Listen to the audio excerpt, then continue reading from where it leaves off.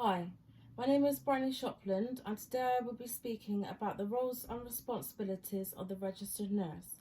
This will include the recent changes and their impact on the roles and responsibilities of the registered nurse, the role of the Nursing and Midwifery Council in relation to the nursing practice, the implications of the code on nursing practice and the role of the registered nurse, the need for effective communication in the multidisciplinary healthcare setting, and an evaluation of the effectiveness of the multidisciplinary approach in the healthcare setting. What is a nurse? Nursing is the practice of providing educated and highly specialised care to sick, injured or disabled people having completed a 3-year university degree in a healthcare setting. The skills and abilities of nurses allow them to treat a vast variety of illnesses and situations with a high level of care, including the prevention of suffering and pain. According to Roche, who developed the 5 C's, which included compassion, competence, confidence, conscience and commitment, this allowed nurses within every job sector to be able to manage every situation and patient to the fullest of their potentials. The recent changes and their impact on the roles and responsibilities of the registered nurse. Throughout this topic, I will be speaking about the technical and scientific advantages, as well as the social, political, economic, cultural and ethical factors within the registered nurse's role. The role and responsibilities of a registered nurse is constantly evolving. This is due to many factors which has an impact on the forever changing and extended roles within the line of work. There used to be a lot of overlap between nurses' responsibilities and household chore lists, but this has changed drastically within the last few decades. In the field of nursing, responsibilities for nursing has changed because of several factors, such as more comprehensive training, changing the views of women, and the constant need for medical professionals. Nurses began to learn tasks that previously were reserved for the doctors when training for nurses became more extensive and required schooling. Consequently, physicians could concentrate on higher levels of education and nurses could make more decisions for patients. In the early days of nursing, women were viewed as subservient caregivers, and the nursing profession was not seen as a prestigious job. Throughout the years, as women were respected and allowed to enter the workforce, acquire nursing degrees, and acquire more responsibilities, the perception of nursing changed. The roles of a nurse are no longer easily defined. Due to their extensive training and real-world experience, they assume more responsibilities than ever before. As the medical industry changes and grows, there are a constant need for personnel in hospitals. In order to handle medical emergencies without calling a physician, clinical educators are focusing on teaching nurses how to handle medical emergencies without consulting their physicians. The profession of nursing is not viewed as an assistant to the doctor, but rather as an independent clinician with medical knowledge who is able to deal with situations with high levels of responsibility and rational thinking in order to manage and deliver the best outcome possible. With the ever-changing and lasting demands due to increased numbers of care needed to higher levels of patients, nurses are now able to prescribe patients with medications and make clinical decisions which hold a lot of responsibility. There are 4 specialist categories within nursing, which consist of adult nursing, which is working with patients above the age of 18, pediatric nursing, which is working with patients below the age of 18, mental health nursing, which is working with patients who have been diagnosed with a mental illness, or learning disability nursing, which is working with patients of all ages who have been diagnosed with learning disabilities to be able to give them specialist care when they're hospitalised. This allows patients to receive the best types of care for their specific needs from a professional who has been trained and is knowledgeable within the area they are dealing with. Technical. A quality healthcare system relies heavily on clinical record notes. For the purpose of retaining all relevant clinical information and record keeping for future reference and future clinicians who will need these notes to better understand the patient's condition. Before new technology was developed, paper patient charts were handwritten and kept on specially designed shelves to comply with record keeping and confidential policies. Over the course of the late 20th century, electronic systems were increasingly used to chart patient information. This has had a huge benefit on the healthcare sector and professionals, as notes were then completed and stored onto electronic systems, speeding up the process and allowing computers to store the clinical notes within the system. Patient care. There has been tremendous growth in the nursing profession over the last few decades. As a result of its history of adapting to its surroundings, it has shown that it is capable of changing within the times. It is thanks to the advances made in nursing that it has gone from being an underappreciated field to being one that deserves a lot of respect for the nurses and patients alike. Training, healthcare settings, growing responsibilities, nurse culture, and patient care have all changed for the better since the 1940s, contributing to countless lives being saved and making nurses a respected profession today. The role of the Nursing and Midwifery Council in relation to the nursing practice. In England, the Nursing and Midwifery Council, also known as the NMC, is the body responsible for regulating and setting standards for nursing and midwives. Together with its members, it reviews nurses and midwives' education, training, conduct, and performance. In December 1919, nurses were required to obtain a license so that they were able to practice. Since the 1st of April 2002, it has been known as the Nursing and Midwifery Council. As part of the system, nurses are able to promote high levels of education within the nursing industry so that they can keep practicing and developing their skills throughout their careers. Providing CPD, which is continued professional development plans, throughout the year, nurses will be able to register on an annual basis with regulations, which will ensure that they are developing their clinical skills in light of the constant changings of the healthcare settings. Continuing professional development is required to renew a nurse's registration every 3 years in order to practice as a nurse. Once the registration has expired, the nurse must provide 35 hours of CPD.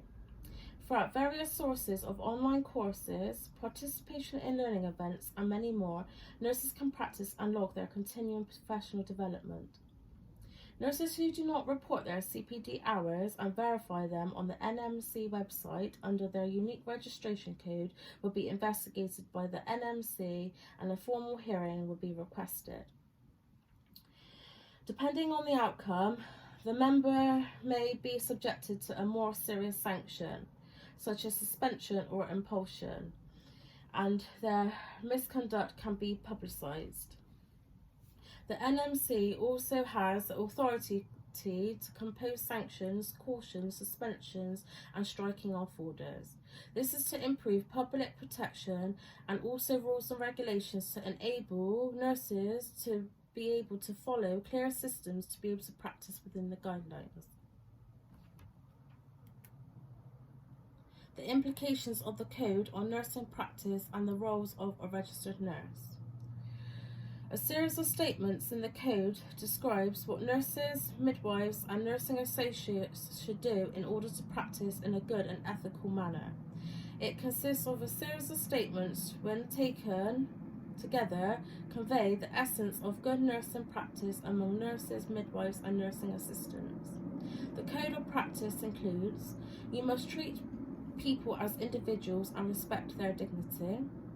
You must not discriminate in any way of those in your care. You must treat people kindly and considerately. You must act as an advocate for those in your care, helping them to access relevant health and social care information and support. By enforcing the code, employers and unions will be able to follow and demonstrate responsible and professional behaviour when engaging in campaigning activity during this period of time. In order to keep the public safe, the NMC ensures that registered nurses and midwives are qualified, possess the necessary skills, and the manner consistent within the standards expected. This follows patients to feel that their personal records and what they discuss between themselves and the medical professional will be kept at a confidential manner, and precautions will be taken if this isn't carried out professionally. The failure to comply to the code can lead to disciplinary action. Some examples include misconduct and bad behaviour. If the medical professional fails to reach the code standards, they are at risk of losing their registration as a whole and not being able to practice within their roles any longer. The 4 P's of the code consist of prioritising people, respect patients' individuality and respect their dignities, practising effectively, which is communicating with others clearly, respecting others' views, preserving safety, which is ensuring knowledge is thoroughly gained before taking on a new job, accurately identify, observe, and assess signs of the individual's normal or worsening mental health, and to take action accordingly if and when needed, and promoting professionalism and trust. Maintain high standards of professionalism at all times to ensure that you are following protocols. Be aware of how your behaviour can have a massive impact on others.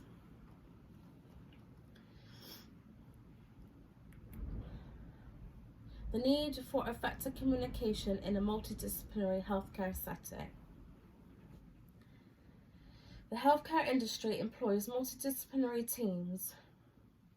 Multidisciplinary teams consist of a variety of experts bringing together a wide range of skills and expertise dedicated to delivering patient-centred care and pursuing suitable and satisfying outcomes for each patient. It is the duty of each job within the multidisciplinary healthcare setting to provide and present the best interest and care of the patient.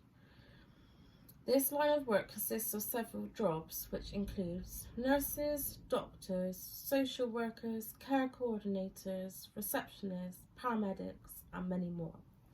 An effective multidisciplinary team understands and acknowledges their responsibilities within their line of work in order to connect their individual responsibilities and create the best type of care for each patient. Providing patient support tailored to each patient's needs, as well as understanding each patient's specific situation and developing a plan of action. The evaluation of the effectiveness of the multidisciplinary approach within a healthcare setting. Taking a multidisciplinary approach involves bringing together professionals from multiple healthcare settings in order to develop the best healthcare plans for patients by combining their unique and successful systems. There will be a wide range of abilities, approaches, and skills among the healthcare professionals, as we are all individual human beings. In this way, teams are able to come together, to listen to one another, and to be able to form the strongest types of teams to break down each situation effectively and form the best outcomes possible for the patients. Successful characteristics of a multidisciplinary team should include a good level of team understanding and what each role and duty consists of, high standards of team collaboration in order to create and maintain an efficient team, clear and excellent levels of communication within the team to be able to create the best program for the patients in order to be able to achieve them, and every person within the team to be able to understand their own roles clearly, creating an easier system for the process as a whole. Now I'm going to speak about the advantages and disadvantages within the multidisciplinary team. The advantages. This can improve the quality of the patient's all-round care and outcome to the situation. The role of each employee is defined and work procedures are streamlined as one. Having insights from multiple perspectives on the same topic to be able to come to a conclusion which best suits the situation and patient. Constantly learning from colleagues due to different communication and handling techniques. Build strong and trusting teams, which encourages good team decision making and better work lifestyle. Also, job satisfaction. And then the disadvantages.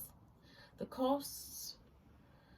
Individuals will have different backgrounds and opinions and views on the topics, which could be a positive or a negative, but I think it is really a positive.